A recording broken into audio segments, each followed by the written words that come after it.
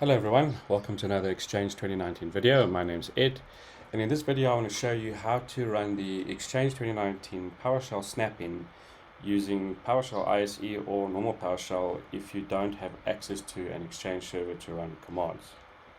So in general, when you on an Exchange server, whether it be 2016, 2019 or 2013, and you open up the Exchange management shell, this is what you'll be presented with, and the Snapin will load and all the commands along with it. So for example, if I do a get-mailbox, you'll see that it will run and list all the mailboxes here. I performed an IIS reset in the back, that's why it's created a new session here.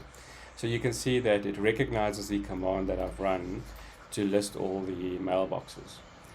If I try and do the same thing within PowerShell ISE, for example, and I do it get-mailbox, it's going to come and tell me the term get-mailbox is not recognized because it doesn't understand it, doesn't know it, doesn't know what you're referring to.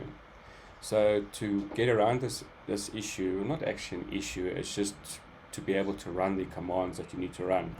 You need to run this Snapin on the top here. Now, Exchange 2013, 2016, and 2019 will use the same Snapin. 2010 will have a different Snapin, should have a .2010 at the end of it. But because 2010 is out of scope for this video, we're not going to be focusing on that. So what I'm going to do in PowerShell ISE is I'm going to run the Snapin, and then I'm going to run the same command again. And this time, instead of giving me a error to say it's not recognized, you can see that it is now listing the mailboxes as I have here. So this command can be used on core edition of Windows Server. I use it all the time on Windows 2022 Server Core and 2019 Server Core. But if you don't have access to like a GUI installation, or if you want to run something but you don't want to have to log onto a server, you can run this and it should then go and give you the information that you require.